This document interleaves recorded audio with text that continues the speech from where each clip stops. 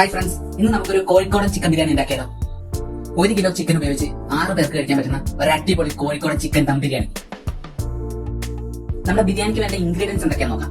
ആദ്യം തന്നെ ഇഞ്ചി, പച്ചമുളക്, വെളുത്തുള്ളി പേസ്റ്റ് ആണ് വേണ്ടത്. അതിന് ഒരു 8 പച്ചമുളക്, ഒരു 12 വെളുത്തുള്ളി, 2 ഇഞ്ച് നീളമുള്ള ഇഞ്ചി, പിന്നെ ഒരു 1/4 ടീസ്പൂൺ പെരിഞ്ജീരകം. ഇതെല്ലാം കൂടി ഒന്ന് ചതച്ചെടുക്കുക. മിക്സിയിലിട്ട് അടിക്കാതെ ചതച്ചെടുക്കുന്നതാണ് ഏറ്റവും ബെറ്റർ. ഇനി നമുക്ക് വേണ്ടത് ഒരു 6 മീഡിയം സൈസ് സവാള, 6 തണ്ട് കറിവേപ്പില, 1/2 കപ്പ് മല്ലിയില, 1/2 കപ്പ് പുതിനയില, 2 മീഡിയം സൈസ് തക്കാളി. ആദ്യം നമുക്ക് ചിക്കൻ മാരിനേറ്റ് ചെയ്തെടുക്കാം. അതിന് വേണ്ടിയിട്ട് 7 ലിറ്ററിന്റെ പാത്രമാണ് ഞാനിവിടെ എടുത്തിരിക്കുന്നത്. ഇതിൽ തന്നെയാണ് നമ്മൾ ദം ചെയ്യുന്നത്. ചിക്കൻ മാരിനേറ്റ് ചെയ്യാനായിട്ട് 3 മീഡിയം സൈസ് സവാള ചോപ്പ് ചെയ്തതും 2 മീഡിയം സൈസ് തക്കാളി ചോപ്പ് ചെയ്തതും പാത്രത്തിലേക്ക് ഇടാം. അതിനുശേഷം ഇഞ്ചി, പച്ചമുളക്, വെളുത്തുള്ളി പേസ്റ്റ് 1/2 ടേബിൾ സ്പൂൺ മാറ്റി വെച്ചിട്ട് ബാക്കി ഇതിലേക്ക് ചേർക്കണം. 6 തണ്ട് കറിവേപ്പില, അതിൽ 2 തണ്ട് മാറ്റി വെച്ചിട്ട് 4 തണ്ട് ഇതിലേക്ക് ഇടുക.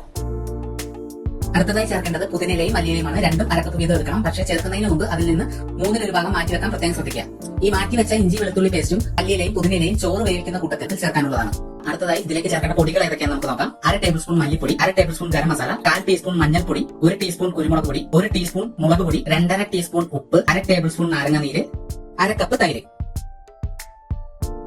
ഇനി ഇതെല്ലാം കൂടി നന്നായിട്ടൊന്ന് മിക്സ് ചെയ്തെടുക്കുക. മിക്സ് ചെയ്യുക എന്ന് പറഞ്ഞാൽ സവാളയിലും തക്കാളിയിലും ഉള്ള ചാറ് മാക്സിമം പിഴിഞ്ഞ് പുറത്തു വരണം. നന്നായിട്ടൊന്ന് പിഴിഞ്ഞെടുത്ത് കഴിഞ്ഞാൽ മാത്രമേ ചിക്കൻ മാരിനേറ്റ് ചെയ്യുമ്പോൾ മസാല നന്നായിട്ട് കയറി പിടിക്കത്തുള്ളൂ.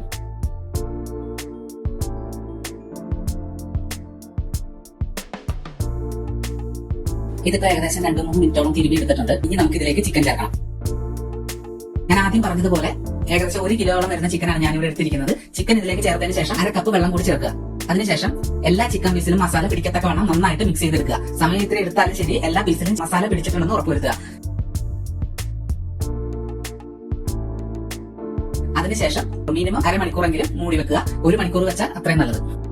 ചിക്കൻ മാരിനേറ്റ് ആവാൻ എടുക്കുന്ന സമയത്ത് നമുക്ക് മറ്റു കുറച്ച് കാര്യങ്ങൾ ചെയ്തു തീർക്കാനുണ്ട്. അതിനായി ആദ്യം തന്നെ ഒരു പാത്രത്തിലേക്ക് 1/4 കപ്പ് വെളിച്ചെണ്ണയും 1/4 കപ്പ് നെയ്യും ചേർക്കുക. സൺഫ്ലവർ ഓയിൽ ഉപയോഗിച്ചാലും കുഴപ്പമില്ല. ആദ്യം തന്നെ നമുക്ക് കാഷ്യൂനട്ട് വറുത്തെടുക്കാം. ഞാൻ ഇവിടെ എടുത്തിരിക്കുന്നത് 2 ടേബിൾ സ്പൂൺ കാഷ്യൂനട്ട് ആണ്. അതുപോലെ തന്നെ 2 ടേബിൾ സ്പൂൺ കിസ്മിസും എടുത്തിട്ടുണ്ട്. കാഷ്യൂനട്ട് ബ്രൗൺ കളർ ആയി തുടങ്ങുമ്പോൾ തന്നെ കിസ്മിസും കൂടി ഇട്ട് വറുത്തെടുക്കുക. ബലൂൺ പോലെ വെറുത്ത് വരുന്ന അതേ സമയം നോക്കി തന്നെ തീ ഓഫ് ചെയ്തിട്ട് രണ്ടും കോരിയെടുക്കുക.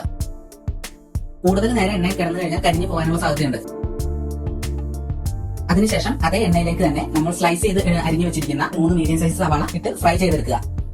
ഇത് ബിരിയാണി ദം ചെയ്യുന്ന സമയത്ത് നമ്മൾ ഡെക്കറേഷന് വേണ്ടിയിട്ടാണ് ഈ സവാള നമ്മൾ ഉപയോഗിക്കുന്നത്. അതുകൊണ്ട് അധികം കരിഞ്ഞു പോകാതിരിക്കാൻ പ്രത്യേകം ശ്രദ്ധിക്കണം. ചെറിയൊരു ബ്രൗണിഷ് കളർ വരുമ്പോൾ തന്നെ ശ്രദ്ധിച്ച് നിൽക്കുക. കുറച്ച് വൈകി കഴിഞ്ഞു കഴിഞ്ഞാൽ പെട്ടെന്ന് തന്നെ കരിഞ്ഞു പോകുന്നത്. ഈ ഒരു പരുവാകുമ്പോൾ തന്നെ കോരിയെടുത്ത് മാറ്റി വെക്കുക. ഇനി നമുക്ക് റൈസ് വേവിക്കാനുള്ള പരിപാടി നോക്കാം. അതിനായിട്ട് കിസ്മിസ്, കാഷ്യൂനട്ടും സവാളയും വറുത്തെടുത്ത അതേ പാത്രത്തിൽ തന്നെ ബാക്കിയുള്ള എണ്ണയിലേക്ക് 1 കപ്പ് അരിക്ക് 1.5 കപ്പ് പാകത്തിന് വെള്ളം ഒഴിക്കുക. ഞാനിവിടെ 4 കപ്പ് അരിയാണ് എടുക്കുന്നത്. അതിനാൽ 1/2 കപ്പ് വെള്ളമാണ് ഞാനിവിടെ ഒഴിക്കുന്നത്. ഇതിലേക്ക് 2.5 ടീസ്പൂൺ ഉപ്പും നമ്മൾ ആദ്യം മാറ്റി വെച്ചിരുന്ന ഇഞ്ചി, പച്ചമുളക്, വെളുത്തുള്ളി പേസ്റ്റും ചേർക്കുക. നന്നായിട്ടൊന്ന് ഇളക്കിയതിനു ശേഷം തിളക്കുന്നത് വരെ വെയിറ്റ് ചെയ്യുക. റൈസിനുള്ള വെള്ളം തിളയ്ക്കുന്ന ആ ഗ്യാപ്പിൽ നമുക്ക് വേറൊരു കാര്യം കൂടി ചെയ്യാനുണ്ട്. നമ്മൾ ഫ്രൈ ചെയ്ത് വെച്ചിരിക്കുന്ന സവാള, കിസ്മിസ്, അണ്ടിപ്പരിപ്പ്, അതിലേക്ക് നമ്മൾ ആദ്യം മാറ്റി വെച്ചിരുന്ന മല്ലിയില, പുതിനയില, 2 തണ്ട് കറിവേപ്പില, 1/4 ടീസ്പൂൺ ഗരം മസാല കൂടി ഇട്ട് നന്നായിട്ടൊന്ന് മിക്സ് ചെയ്തെടുക്കുക. മിക്സ് ചെയ്യുമ്പോൾ പ്രത്യേകം ശ്രദ്ധിക്കുക, സവാള പൊടിഞ്ഞു പോയത്. വെള്ളം നന്നായി തിളച്ചിട്ടുണ്ട്. തീ ഒന്ന് മീഡിയം ഫ്ലെയിമിലേക്ക് ആക്കിയതിനു ശേഷം നമുക്ക് ബിരിയാണിക്കുള്ള അരി ഇതിലേക്ക് ഇടാം. ആദ്യം പറഞ്ഞതുപോലെ 4 കപ്പ് ജീരകശാല അഥവാ കൈമാ റൈസ് അരിയാണ് ഞാനിവിടെ എടുത്തിരിക്കുന്നത്. ജീരകശാല അരി ആകുമ്പോൾ കുതിർത്തി വെക്കേണ്ട കാര്യമൊന്നുമില്ല. നന്നായിട്ടൊന്ന് കഴുകി വൃത്തിയാക്കി എടുത്താൽ മതിയാകും. അരി ഏകദേശം പകുതി വെന്താൽ മതിയാകും. ബാക്കി പകുതി ദം ചെയ്യുമ്പോൾ വെന്തോളും. എല്ലാം ഒന്ന് ഇളക്കി യോജിപ്പിച്ചതിന് ശേഷം വീണ്ടും തിളക്കുന്നത് വരെ വെയിറ്റ് ചെയ്യുക. തിളച്ച് തുടങ്ങി കഴിയുമ്പോൾ സ്റ്റവ് മീഡിയം ഫ്ലെയിമിലേക്ക് ആക്കിയതിനു ശേഷം മൂടി വെച്ച് കൃത്യം 5 മിനിറ്റ് വേവിച്ചെടുക്കുക.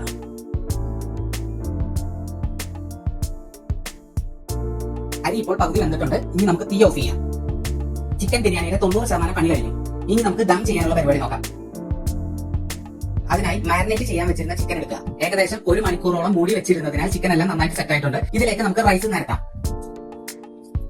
റൈസിന്റെ 4/1 ഭാഗം ചിക്കൻ മുകളിലേക്ക് നിരത്തുക. നിരത്തുമ്പോൾ പ്രത്യേകം ശ്രദ്ധിക്കുക, അധികം പ്രസ് ചെയ്യരുത്.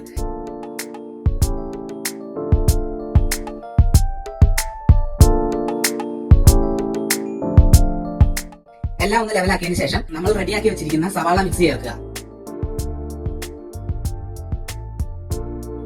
അതിനുശേഷം വീണ്ടും റൈസ് നിരത്തുക.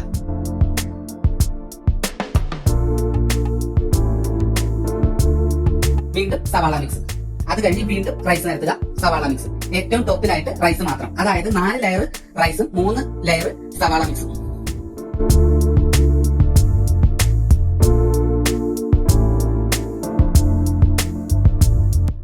ഒന്നുകൂടി പറയുന്നു, ടോപ്പ് ലെയറിൽ റൈസ് വരാൻ പ്രത്യേകം ശ്രദ്ധിക്കണം. ഇനി നമ്മുടെ ബിരിയാണി പാത്രം അലൂമിനിയം ഫോയിൽ ഉപയോഗിച്ച് കവർ ചെയ്തതിനു ശേഷം മൂടി വെച്ച് സ്റ്റൗവിന്റെ ഏറ്റവും ചെറിയ ബർണറിൽ 10 മിനിറ്റ് ഹൈ ഫ്ലെയിമിലും ബാക്കി 30 മിനിറ്റ് ലോ ഫ്ലെയിമിലും ദം ചെയ്തെടുക്കുക.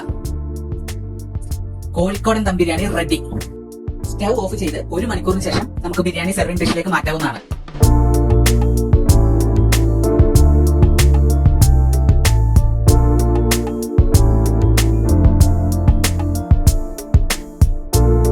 സെർവ് ചെയ്യുമ്പോൾ ഒരു കാര്യം പ്രത്യേകം ശ്രദ്ധിക്കുക, അടിയിലുള്ള മസാലയുള്ള ചിക്കൻ പീസുകൾ അടങ്ങിയ റൈസും മുകളിലെ റൈസും കൂടി മിക്സ് ചെയ്ത് വേണം വിളമ്പാൻ.